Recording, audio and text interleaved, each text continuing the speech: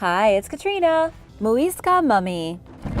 The Muisca mummies are a group of horrifying human remains left behind by the ancient ruling class of the Muisca people.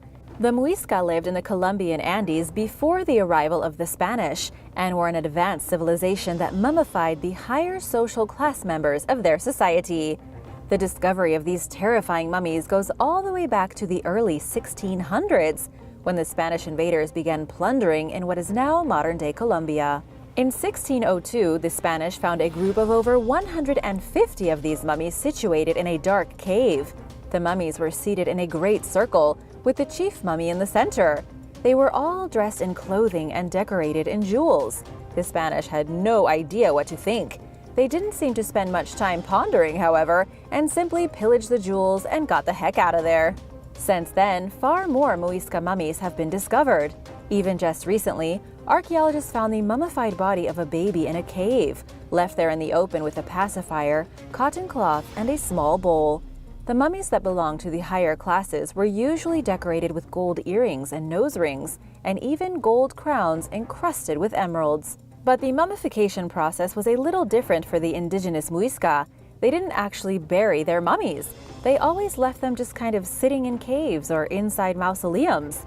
They would then surround the mummies with things that could help them in the afterlife. Some people were entombed with their wives, some with their slaves, and almost always with large pots of food so that they could eat during their journey to the underworld. The other Colosseum. Archaeologists in Turkey have uncovered a Roman arena almost identical to the legendary Colosseum in the city of Rome. According to the researchers, this Colosseum would have hosted gladiator fights for up to 20,000 spectators. This incredible discovery came as a national first. It was thanks to excavations in the ancient city of Mastaura, where the arena was found buried under a literal mountain of vegetation.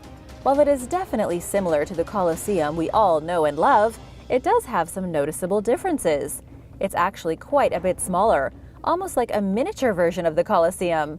The one in Rome, which began its construction in 70 AD, was able to hold a maximum of 80,000 people. That makes it about 4 times larger than the one in Turkey. Still, survey leader Sedat Akurnaz of Adnan Menderes University has called the discovery one of a kind.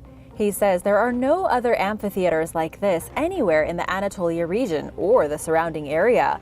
No one found it for so long because it was literally invisible underneath the shrubs and wild trees, pretty much in the middle of nowhere. Archaeologists now believe that people from neighboring cities would have come to this place to watch bloody gladiator fights and battles between wild animals. The building itself dates back to 200 AD, to the Severan dynasty of the Roman Empire. Mysterious Mayan Pyramid.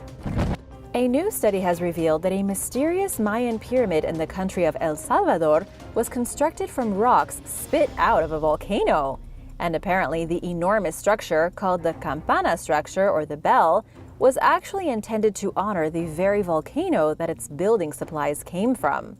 We have to go back 1,500 years to explain this discovery, to a time when Mayan builders crafted the giant pyramid out of volcanic rock. This was around the year 539 AD in what is now San Andres. The volcano known as the Ilopango caldera erupted in what scientists understand to be the biggest volcanic event in the last 10,000 years anywhere in Central America. The erupting volcano produced lava flows that went on for miles, belching so much ash into the atmosphere that it actually caused the climate in the northern hemisphere to cool. But here's the deal with the Maya. Instead of being terrified by this awesome natural event, they witnessed the destructive power of the volcano and were in awe of it. According to researchers from the Department of Anthropology at the University of Colorado Boulder, the locals abandoned their settlements because of the destruction. But then they went back. And when they did, they built this enormous pyramid as a monument to the very volcano that scared them away just a century earlier.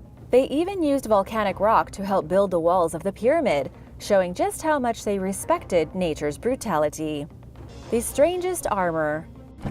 The Kiribati armor has to be the strangest type of traditional armor found anywhere in the world.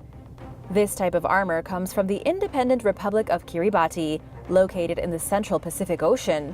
From what archaeologists understand, the islands here were occupied by humans around the year 3000 BC, with the Kiribati culture likely arising around the year 1300 AD. These were seafaring people, well known for building outrigger-style canoes that could sail the seas. They also lived inside large buildings called maniaba, which they used kind of like huge town centers where many people could live under one roof. Since these people were islanders, they used whatever resources were available to them. The different types of vegetation found on their islands were used for food and to make timber for their canoes and houses. They even used coconut fibers to make string and ropes, and for weaving their fighting armor. Their suits of armor were crafted from thickly woven coconut string called tekora, as well as the dried spines of blowfish to create spiky helmets. The armor was only used in ritualistic combat between two men. It wasn't combat to the death, but rather combat simply to injure. When two men fought using their Kiribati armor, they also used broadswords made from shark teeth. They would then hit one another with their broadswords until one gave up. Unfortunately, many of these traditional pieces of armor were destroyed after 1892, when the islands came under the protectorate of the British Empire. Very few are still remaining today. The Sword of Goujian. The Sword of Goujian is one of the most legendary weapons ever found. It was discovered in 1965 by an archaeological team searching for ancient tombs along the Zhang River Reservoir in the Jingzhou region of China.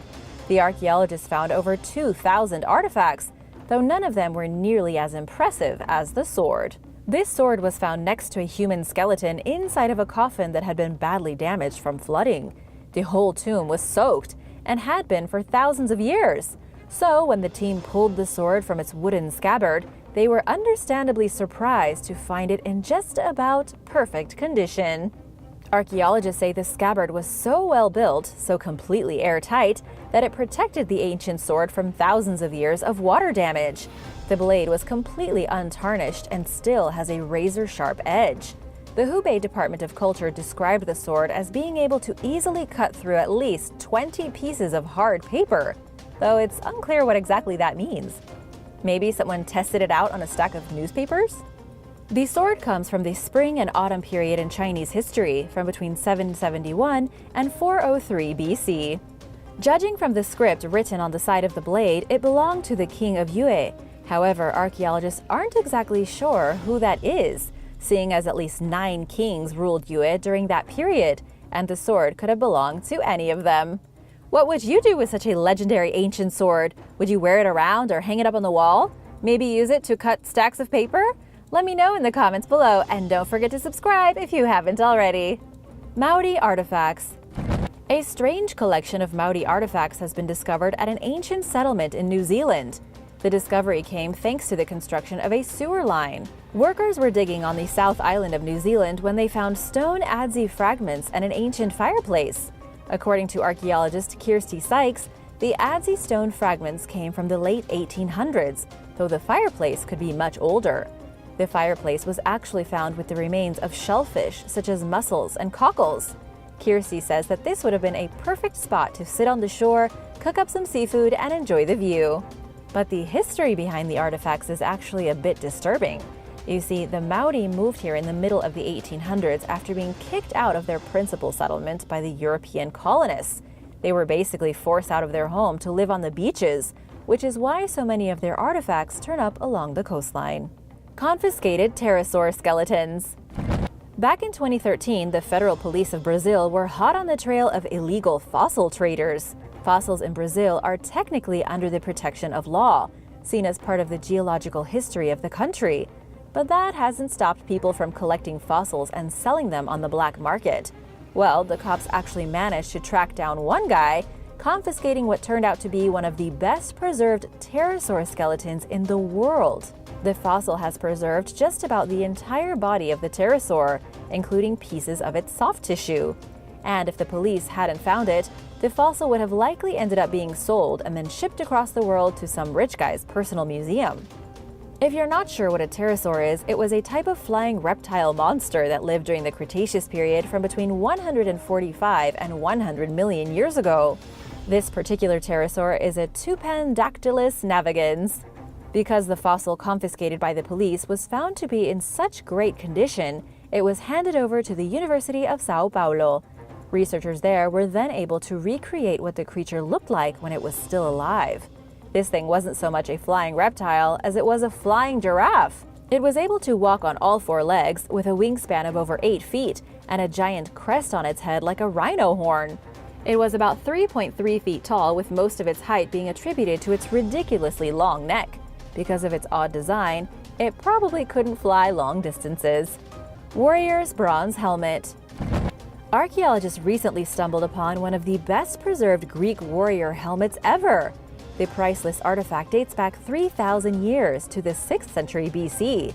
This was a time when Greek city-states were in almost constant conflict with the nearby Persian Empire. According to the Israel Antiquities Authority, the helmet represents the Corinthian style of armor, named for the Greek city of Corinth, where the style first took shape.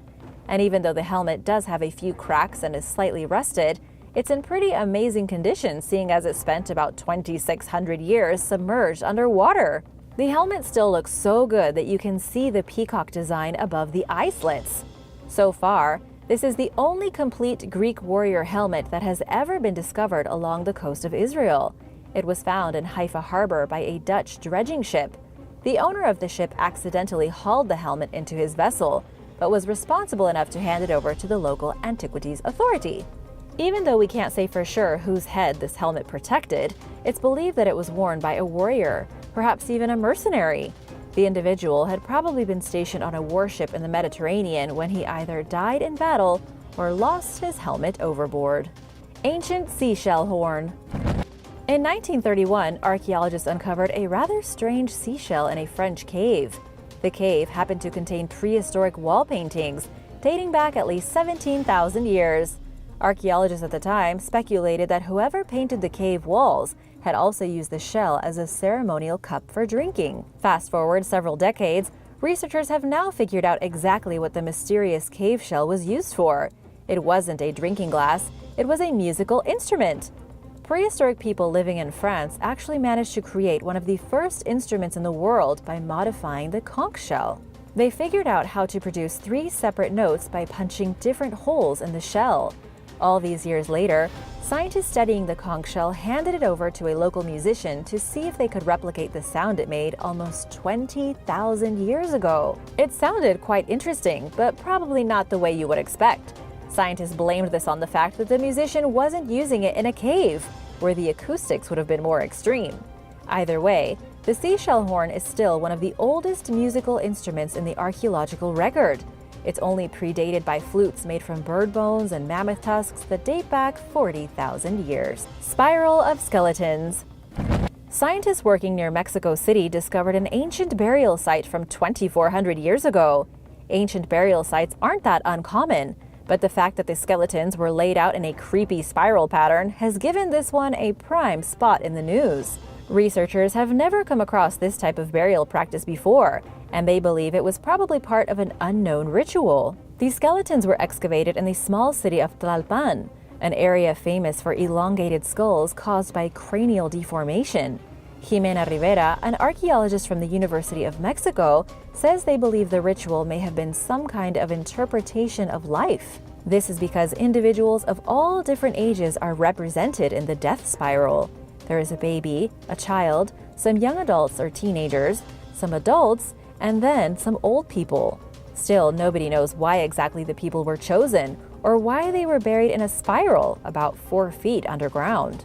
The settlement where these people came from dates back to the pre-classical period of Mexico, to around 1000 BC. This was way before the Aztec Empire. It's doubtful that the spiral burial had anything to do with the later rituals of the Aztec. To be honest, researchers are stumped on this one. Even after a significant amount of investigation, they are no closer to solving the mystery of the spiral. Antique artillery shells. In New Jersey, a landscaper made an explosive discovery. His name is Ed George, and he was working with his crew at a home in Cape May, New Jersey, when they uncovered 3 unexploded artillery shells. According to George, these things looked like giant bullets, absolutely massive underneath the lawn of this perfectly ordinary house. The discovery led to the entire area being evacuated for 2 days, while authorities worked to get rid of the dangerous bombs. According to the professionals, The artillery shells dated all the way back to World War II. But how in the world did giant artillery shells from the war make it underneath a suburban lawn in New Jersey? It may not have had anything to do with the military. The man who previously owned the home was a collector of antiques who died in 2020. He may have collected these bombs as part of his hobby, then simply buried them under his lawn and neglected to tell anyone. Kind of a dangerous hobby, don't you think? Oh yes, I collect artillery shells from World War II and then bury them in my backyard. Luckily, explosives experts were able to take the artillery shells away and safely detonate them. And it's a good thing, too. If one of these shells had exploded, it probably would have caused the other two to explode as well, potentially blowing the entire house to smithereens. Artifacts from the Kharkov battle. The second attempt at the liberation of Kharkov took place in May of 1942. The area was controlled by the Germans, and the Soviets desperately wanted to take it back. They launched an offensive that resulted in a huge battle being waged near Kharkov and the village of Barvenkovo. During the fighting, the Red Army lost nearly 300,000 soldiers. The offensive was a massive failure and the Red Army was utterly defeated, with the Germans capturing thousands of prisoners of war. All these years later, archaeologists decided to do some excavations in the region to see what they could uncover. They ended up stumbling upon a field literally ripe with the remains of dead soldiers. They also found a small hoard of artifacts from the war, such as Soviet coins, spoons and forks, abandoned rifles, and rusty cartridges. One of the excavation sites revealed a small collection of rotten skeletons, nearly 24 of them. Because the fighting had been so brutal and the Soviets were forced to retreat unexpectedly, there wasn't exactly enough time to take all the bodies away. This means in the fields around Kharkov, dead soldiers, just like the poor souls recently discovered, are still waiting to be uncovered and taken to be properly buried. Enormous lost torpedo. An absolutely massive German bomb was discovered completely by accident by a fishing vessel off the coast of the United Kingdom. The vessel accidentally dragged the unexploded piece of ordnance up in its fishing nets. The fishermen were shocked when they saw the huge bomb sitting on the floor of their boat, looking extremely similar to an enormous bullet. They first thought it was a torpedo, perhaps left behind by some kind of war submarine. The crew immediately contacted the authorities, who sent out a Royal Navy bomb disposal unit in the middle of the night to take care of the situation. As it turned out, this supposed torpedo was actually an SC-500 bomb, something that was used by the Germans during World War II. They dropped these types of bombs from airplanes to destroy ships, cities, or whatever else they had in their sights. This one was probably meant to hit a ship but missed, sank to the bottom of the ocean, and sat there for 75 years. The Royal Navy took the enormous bomb further out to sea, where they performed a controlled explosion at about 7 o'clock in the morning. They lowered it back to the seabed before blowing it up. That way it couldn't cause any accidental damage to passing vessels. The local sea life, however, did not get the same courtesy. German bunker in a Roman fort. Excavations on the island of Alderney in the Channel Islands have revealed a bunker built by the Nazis during World War II. But this bunker is unlike any other from the war. The Nazis used the preserved ruins of a Roman fortress as the base for their operations. They used what was already there to fortify their own bunker, which they occupied from between 1940 and 1945. The Channel Islands are the only place in British territory that the Germans seized successfully. They actually built a couple of Nazi concentration camps here that most people don't even know exist. The Channel Islands also happen to have the best preserved Roman fortresses anywhere in Britain. What's really amazing is that nobody found this Nazi base until just now. According to archaeologist Jason Monaghan, one of the leading researchers involved in the new discovery, the Nazi troops placed their base exactly inside the walls of the Roman fortification. Because the Romans built their fort with walls 10 feet thick, it was the perfect natural barrier. When the archaeologists started their excavations, they had no idea what was going on. There were different levels of floors that all seemed to be from different eras. But as they continued their investigations, they realized this could only have been the work of the Nazis. In fact, there was only one part of the ancient fortress, which was originally built 1700 years ago, that the Nazis didn't ruin. It's called a sunroom, and the Romans would have used it for a bit of rest and relaxation during the warm English summer. The deepest shipwreck. For the first time in history, the deepest known shipwreck in the world has been mapped and filmed by a crew from the United States. The ship operated during World War II as a destroyer named the USS Johnson. Researchers found it at a dizzying depth of 21,180 feet in the Philippine Sea. And while its location has been known ever since the war, nobody could actually go down there and look at it until just recently, because the technology just wasn't there. Caladan Oceanic is the company that finally reached the deepest shipwreck ever. They used the research vessel DSV limiting factor to reach the ghostly ruin of the ship, over 4 miles beneath the surface of the ocean. It took 2 trips of 8 hours each to fully map the shipwreck and get all the necessary images. While they can't exactly bring it back and refurbish it, it was still amazing for everyone to get a look at the destroyer. How did the USS Johnson end up at the bottom of the ocean in the first place? It was sunk by Japanese forces on October 25, 1944. It was the Battle of Samar, one of the 4 major naval battles fought against the Japanese, and one of the biggest clashes in naval warfare history. The USS Johnson attacked the superior Japanese force of 4 battleships, 6 heavy cruisers, and at least 11 destroyers.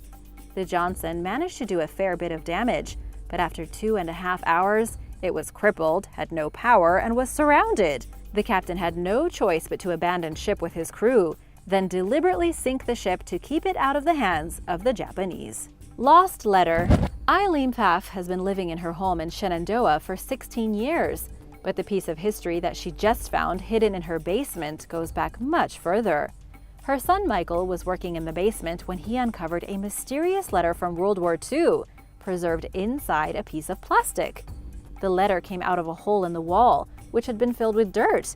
After digging the letter out of the wall, he saw that it was dated December 31st, 1942. The letter was addressed to Mickey. It was written by a soldier who wanted to wish his family a Merry Christmas. And while this may sound heartwarming, the letter then takes a dark turn. Whoever wrote it warned Mickey not to write him again because he was shipping out later that day. Considering the letter was so important that it was preserved in plastic and then buried within the walls of the house, chances are this unfortunate soldier may not have made it back from the war. Since making the shocking discovery, Eileen and her son have been trying to find the original owner.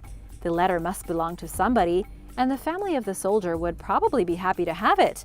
Unfortunately, no one has yet come forward to claim the letter, leaving the fate of the unknown soldier a compelling mystery. Do you have any family stories from World War II?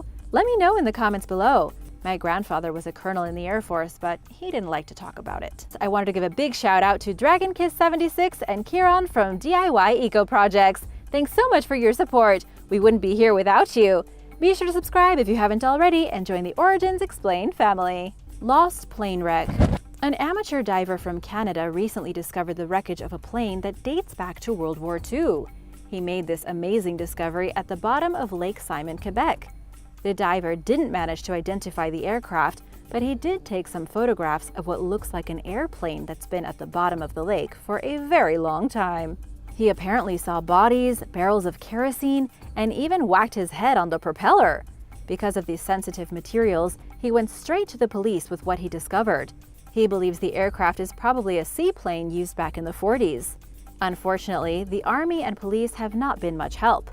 The police are supposed to be carrying out checks and bringing in divers, but they haven't revealed where the plane could have come from or if it had been used by the Department of National Defense. This could have something to do with what the diver thought were dozens of barrels of kerosene dumped around the vehicle. The seaplane may have been carrying hazardous materials during the war when it mysteriously fell into the lake and was forgotten. Wartime stimulants. People looking to lose weight and get into shape may unknowingly be ingesting experimental stimulant drugs from World War II. According to a new study, a stimulant called phenpromethamine has been showing up in sports supplements and weight loss supplements that are being used right now by millions of people. The reason this is a little alarming is that the stimulant was last sold in the 1940s as a nasal inhaler. It was ultimately withdrawn from the market in the 50s. The stimulant has never been approved for oral use and is banned from competitive sports, according to the World Anti-Doping Agency. During World War II, fenpromethamine was sold as Vonadrine. People would use it as a nasal inhaler to get a short-lived buzz with each inhale. As you can imagine, soldiers fighting in the war could have benefited from a sudden burst of energy. But after the war was over, the drug was considered dangerous for everyday use and prohibited.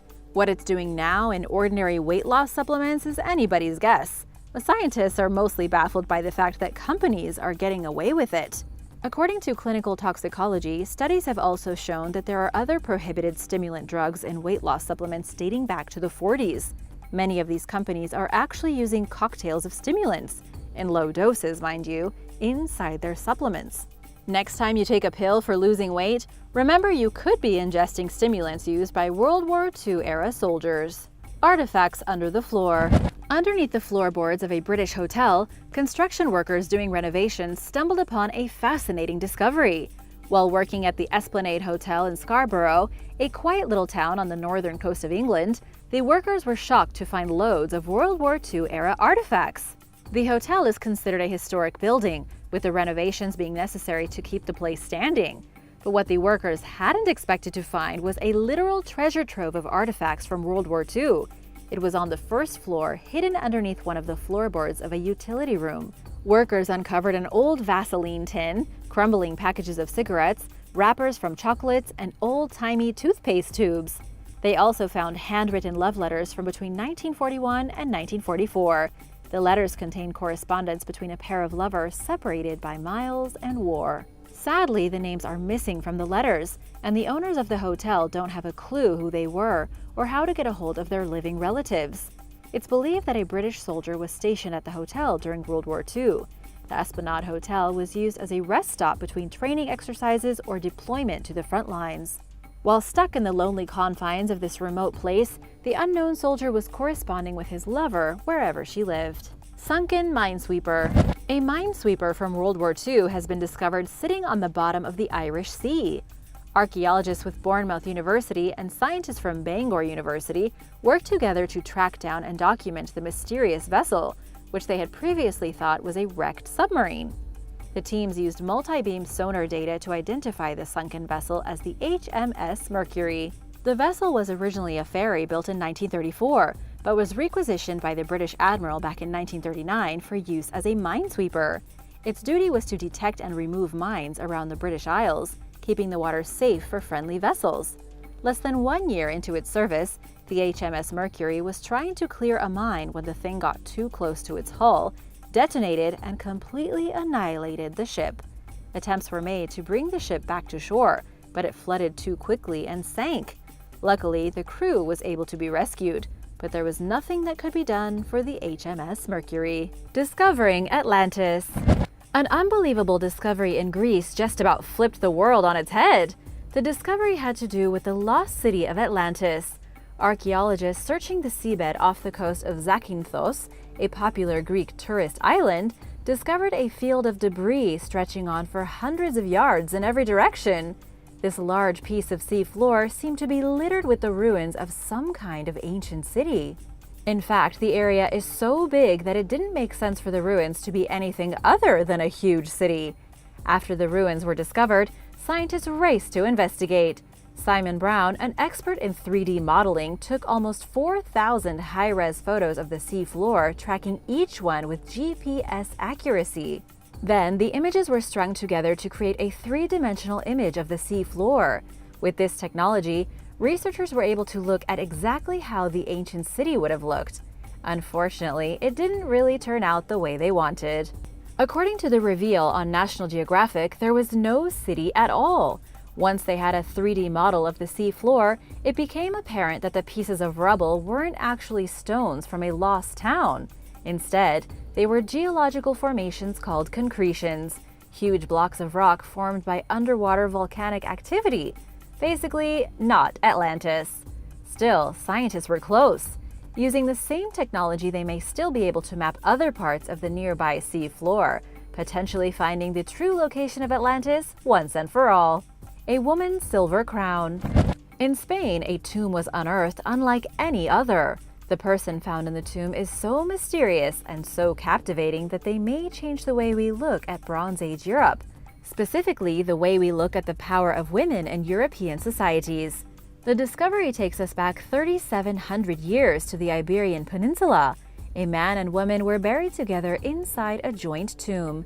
Their tomb was built beneath the floor of La Almoloya, an ancient hilltop complex in what is today Murcia. It's one of the most famous archaeological sites that can be directly linked to the Argar culture. These people controlled an area roughly the size of Belgium, from between 2200 BC to 1500 BC. Inside this tomb, archaeologists found 29 artifacts. The artifacts were of extreme value, suggesting the people buried here were elite members of society. But here's where history starts to change. The woman actually may have been the more important one in the tomb, even more important than the man. Archaeologists came to this conclusion thanks to a silver crown found still clinging to her skull. She was also surrounded by emblems of power, her hair fastened with silver, her earlobes with silver, and even a silver bracelet on her elbow. This is in stark contrast to the man, who had pretty much nothing on him. Archaeologists are now starting to wonder if perhaps women didn't hold more prestigious positions in the Argar culture than previously believed. Noah's Ark. Archaeologists believe they have just discovered the very real resting place of Noah's Ark. Yes, the great ship from the Bible, the one that Noah used in the book of Genesis when God flooded the earth. Scientists have long dismissed the story of Noah as nothing but a legend. But if these archaeologists are to be believed, the story was true. The archaeologists Andrew Jones and Dr. Fethi Ahmed Yüksel from Istanbul University told the media that they used 3D scans to identify Noah's Ark. They claim there is an object hidden under the mountain the exact length that the Ark is described in the Bible, about 450 feet. The final resting place of the Great Ark is supposedly in Turkey, high up in the mountains. Satellite images appear to show an unmistakable boat-shaped depression on the top of a mountain. It looks as though the Ark crashed and then was covered by soil and nature over thousands of years. The obvious boat shape is still visible, though only from the sky. At this point, it's important to note that no physical evidence of the boat has been found. Archaeologists are simply claiming that the Ark is under there somewhere. Nobody's actually started digging in the ground to find it. In fact, people have been searching for the Ark ever since the year 275, and as of today, no one has ever found it. The Cave of the Tayos. The Cave of the Tayos became famous back in 1976 when a great expedition was financed by the government of Ecuador and the United Kingdom. This particular cave is high up in the Andes Mountains in the southeast of Ecuador. Its entrance is a vertical pit that goes down about 210 feet. Before the great expedition, an Argentinian man named Juan Moritz had descended into the cave and returned with stories of a mysterious plaque that seemed to show inscriptions of the entire history of humanity. This immediately sparked theories that the cave was once used by extraterrestrials, by an unknown civilization that possessed all the knowledge of humanity, or something similar. Moritz also claimed there were libraries made of metal books, unusual sculptures he couldn't describe, and mountains of gold. As a result of the outrageous claims, the expedition of 1976 was put together. It was one of the largest cave explorations ever undertaken at the time. Over 100 people were involved, including former astronaut Neil Armstrong. But unfortunately, they never found any of the things that Moritz claimed to have found. When they came up empty-handed, Moritz claimed they had actually explored the wrong cave, and that the real one would remain a secret. In the end, nobody can confirm the existence of anything other than rocks and critters inside the cave. Moritz was also far too suspicious after the expedition. All credibility on his part was lost. Still, it's interesting to think that somewhere below the surface of our planet is a mysterious cave with all the secrets of humanity simply waiting to be found. What do you think? Did Moritz make the whole thing up? Or could there be a cave filled with wonders that remain hidden? Let me know in the comments below. VIP seating. Archaeologists in Turkey have discovered that VIP status has been around for quite a long time. This bizarre discovery could change the way we look at our ancestors, seeing them not as primitive people living in a medieval society, but just as status-conscious and concerned with their own importance as we are. Archaeologists were investigating the ancient city of Pergamon, a UNESCO World Heritage Site. The city holds remains from the Romans, the Byzantines, and even the more recent Ottomans. But it was the ruins of an arena from 1800 years ago built by the Romans that caught the attention of researchers. They discovered that some of the best seats in the arena had names carved into them. The seats appeared to have been reserved in an arena that could hold anywhere between 15,000 and 50,000 people. This arena just so happened to replicate the much larger Roman Colosseum. And like the Colosseum, all members of the public were welcome to attend the games. But those who were considered more important had their very own box seats. And while this isn't particularly surprising, after all, the more important members of society have always been treated a bit better than the rest, it's quite fascinating to see it firsthand in an archaeological discovery. Lost Maya City. A teenager has made a shocking breakthrough involving a lost Mayan city using Google Maps. The 15-year-old is a resident of Quebec in Canada. He used satellite images and star charts to uncover what has turned out to be one of the largest Mayan settlements ever constructed. In a shocking turn of events, the youngster has also hypothesized that the locations of all Mayan cities correspond to stars in the night sky. He managed to figure this out by using 22 Mayan star maps and overlaying them with images from Google Maps. At least 117 major Mayan cities exactly match the brightest stars in the sky. This is incredible because the teenager has solved a mystery that scientists didn't even know existed. He's figured out exactly why the Mayans set their cities up the way they did. They had been mimicking the stars. As for the major city he's discovered, it's located along the border of Mexico and Belize. He's named it Cachi, which translates to fire mouth. Nobody has actually put boots on the ground yet to investigate the potential ruins, but judging by the satellite images, this could turn out to be a major archaeological site that will take years to excavate. The Cycladic Bronze Age. New excavations on the remote Greek island of Kharos have revealed that this tiny piece of land may have been significantly more important in history than previously thought. Archaeologists investigating the small settlement of Daskalio, occupied during the Bronze Age about 4,500 years ago, have found that the civilization that lived here was incredibly advanced. Until just recently, the island was primarily known for ritual activities that went on during the Bronze Age. But thanks to the excavations, they have found evidence that almost the entire island was covered in megalithic structures. Even more amazing is that the stone used to build these structures was brought across nearly 5 miles of mountains. According to archaeologists at the University of Cambridge, these people imported over 1,000 tons of stone to build their enormous structures. Keep in mind that this was about 1,000 years before the Mycenaeans even existed. For those who don't know, the Mycenaeans are considered the original Greeks, the first major civilization in mainland Greece. But the islanders of Kharos seem to have been just as advanced as the people that came 1,000 years after them. This has led archaeologists to speculate that maybe the Kharos islanders were really the original Greeks, and that their great cities and monuments have sat undiscovered all these years, until these most recent excavations. Archaic humans. A previously unknown human species has been discovered at the bottom of a sinkhole. This amazing discovery happened in central Israel, near the ancient city of Ramlah. It was here where humans hunted prehistoric aurochs, horses, and deer over 140,000 years ago. According to Rachel Sarig with Tel Aviv University, the human fossils found in the sinkhole could be ancestors of Neanderthals.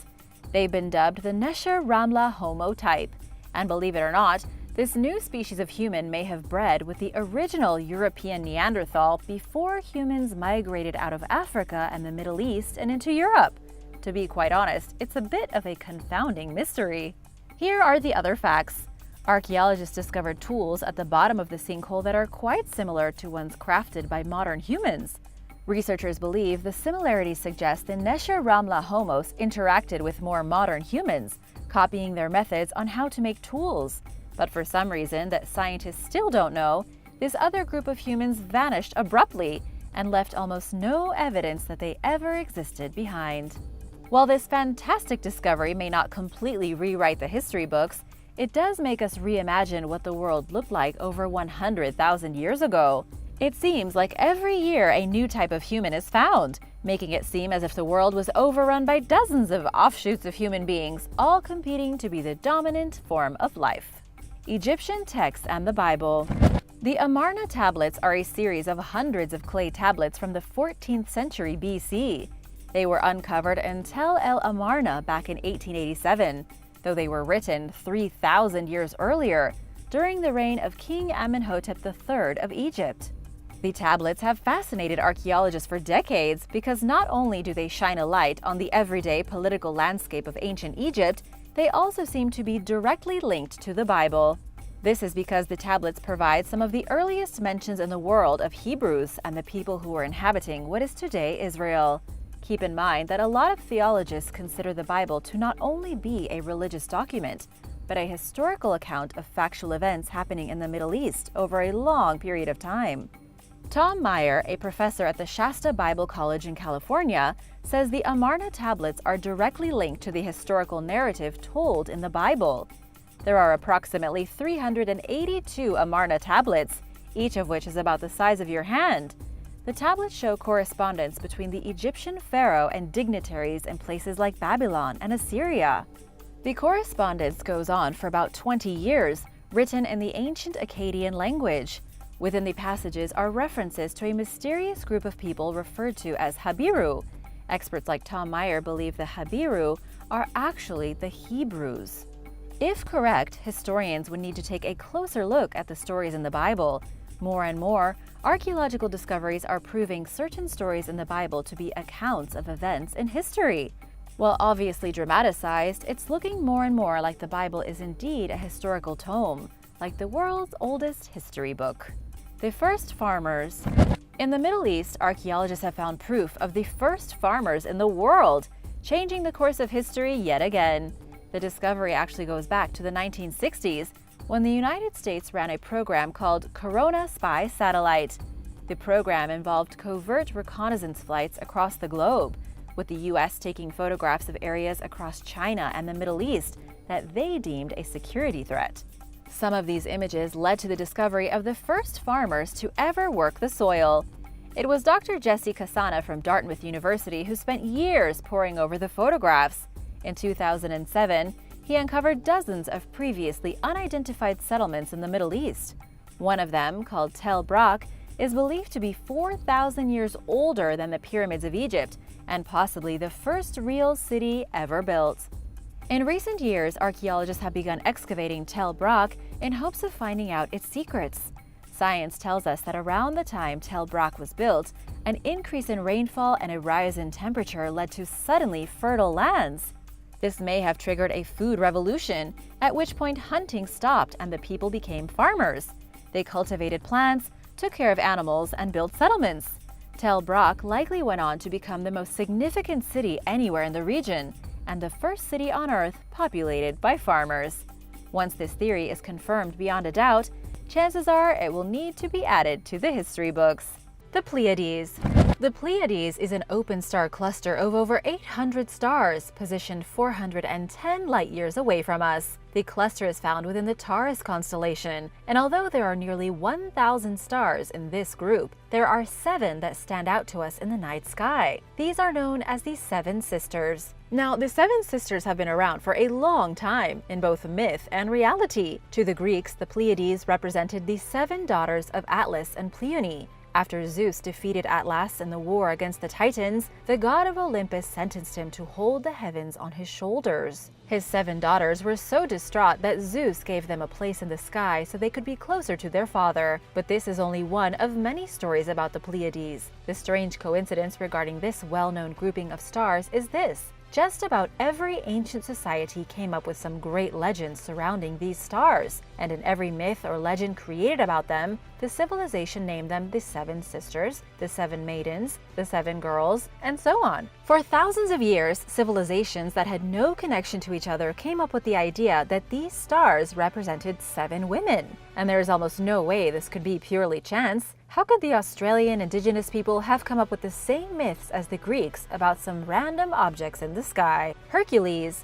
One of the most famous heroes in history may very well have been a real person. I'm talking about the Greek hero Hercules. also known as Hercules to the Romans and to the rest of the world today. But according to some historians, the legends of Hercules may have originated from one or more real people in the very distant past. In fact, most ancient legends start with real historical events and real historical people, but as these stories are repeated over time, they become far more dramatic. In the case of Hercules, it's believed his story may actually be the oldest in all of the world's mythology, with its root in the prehistoric Stone Age. But here's the deal. Hercules may not have actually lived in Greece. The legend of Hercules is strikingly similar to other heroes spoken of in Mesopotamia and other parts of the Near East. Experts think the old Stone Age heroes may have been exaggerated by the Mesopotamians, then handed down to the Greeks thousands of years later. It's why Hercules is always seen wearing animal skin and carrying around a club. He's literally a caveman. When the Romans came along, they took Hercules and made him their own, and through the last 2,000 years, the hero has continued to evolve. There is no real coincidence here, just the amazing truth of how one Stone Age person's incredible life became a legend, a myth, and a popular icon over 5,000 years after he lived. I'm sure whoever he was, he would be shocked to learn that his story had so much impact it even was made into a Disney movie. The Central Pyramid.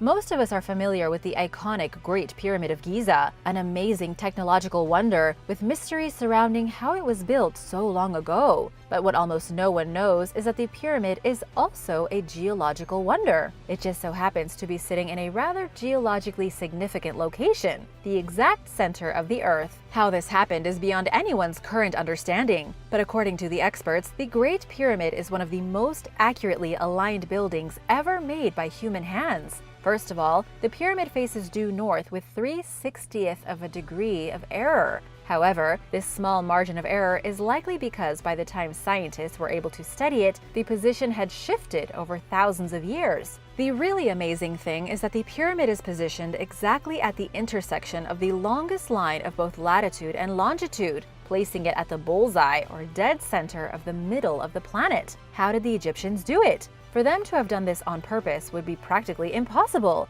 The ancient builders not only would have needed a sophisticated understanding of mathematics, they also would have had to be experts in geometry. And to take it a significant step further, they would have needed to know the exact dimensions of the Earth. Considering many people thought the Earth was flat back then, this is highly unlikely, making this world wonder's location yet another amazing historical coincidence. What do you think? Were the ancient Egyptians that advanced? Let me know in the comments below. Biblical archaeology. In 1846, an Assyrian obelisk was found in northern Iraq. On this obelisk was a reference to Jehu, the Hebrew king from the 9th century BC. It was the first time that an archaeological discovery corresponded to something written in the Bible. Ever since, more and more archaeological discoveries have corroborated stories, people, or events in the Bible. In fact, in 1959, Rabbi Dr. Nelson Glueck declared that not a single archaeological discovery has contradicted a reference from the Bible. What this means is that nothing ever found has disproved a biblical story. Archaeology has done nothing except confirm stories and myths spoken of in the most popular book ever written. Now, is this a coincidence? If it is, it's the biggest one in history. Back in 1968, an ancient home from the 1st century was identified as the real house of the Apostle Peter. And in 1990, there was an ossuary discovered with the inscription of the name Caiaphas, the high priest who instigated the execution of Jesus.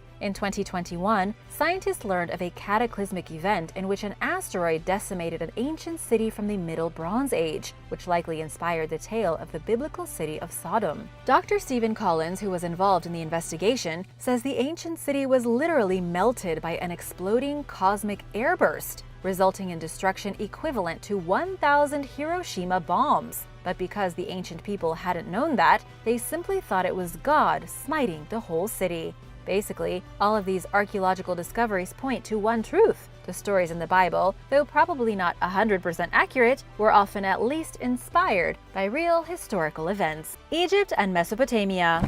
Egypt and Mesopotamia rose to power just after the Neolithic period, with each civilization growing alongside a mighty river. And while there were some serious differences between Egypt and Mesopotamia, the largest being the fact that Egypt was governed by a single pharaoh, while Mesopotamia was a group of autonomous city-states, there were some real, coincidental similarities. The biggest similarities had to do with the culture of the civilizations. Both Egypt and Mesopotamia created their own systems of writing that looked eerily similar. Both these ancient places started writing using pictograms, and they used these pictograms primarily for keeping records. In both places at around the same time, they developed schools in which young boys were trained as scribes. They were taught how to use the pictograms, which ultimately turned into hieroglyphic systems of writing. The language was completely different, yet composed of the same characters and ideas. The thought was to take images that meant something and use them to convey information. But keep in mind, even though there are coincidences to be found between these civilizations, they were quite different. Even their religions were dramatically different from one another. Mesopotamians believed in angry gods that frequently plagued humanity with calamities, while the Egyptians believed in gods based on nature and the environment that granted prosperity and harmony to humans.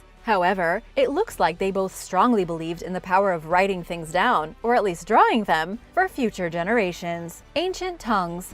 The tongue is a very weird organ. In ancient Tibet, monks would stick their tongues out as a kind of greeting. It revealed to other people that you were good and that you weren't a demon with a secret black tongue. For cultures like the Maya and the Aztec, sticking out your tongue could be a gesture of violence. No matter where you go in the world, all ancient cultures associated sticking your tongue out of your mouth as a way of conveying meaning, which could be either a good thing or a bad thing. There is no better evidence of how important tongues were to ancient people than in the artwork they left behind. The Aztecs, Mayans, Celts, Indians, and so many others left behind countless depictions of gods and men sticking out their tongues. In fact, many statues of their gods have their tongues sticking out, usually as a symbolism for bloodlust. But even though the tongue has been so important for so long, archaeologists and historians still don't quite understand why. What do you think the human fascination is with sticking out your tongue? Let me know in the comments below, and remember to subscribe if you haven't already. We have lots of videos like these coming up. The Indian Sphinx.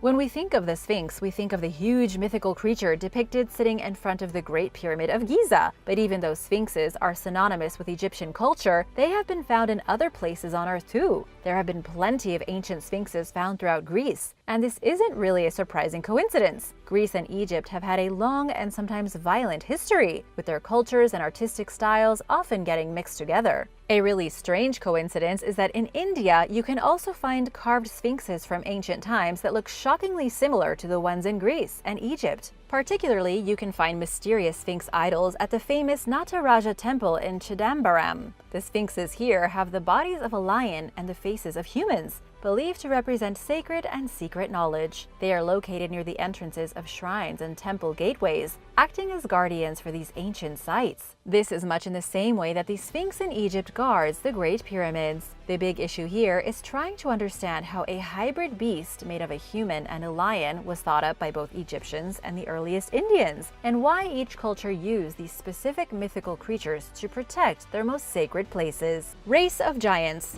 Humans have long told stories of giants walking the earth. The wildest part is that these stories of giants have been told by civilizations on all sides of the globe, at just about every major global intersection. Additionally, proof of giants has been found all over the world as well. For example, as recently as 2016, researchers in China uncovered giant human skeletons in over 200 tombs. These skeletons weren't too enormous, only up to a maximum of 6 feet 2 inches in height. But still, considering they were from 5,000 years ago, they were ridiculously tall. Even at just 6 feet, you would be insanely tall today. But in Neolithic China, where people generally only grew to be about 5 feet tall max, these people would have been considered literal giants. According to Feng Hui, head of the Shandong University's School of History and Culture, the individuals may have grown so large because they had access to better food than other people. However, if this were true, why aren't people growing over 6 feet tall today? Now we need to go across the planet to a favorite American vacation spot. Just 40 miles north of the Ozarks in Missouri, 7 skeletons were discovered in April of 1934. These skeletons measured over 8 feet in height, and it's not the only place in the Western Hemisphere where this kind of discovery was made.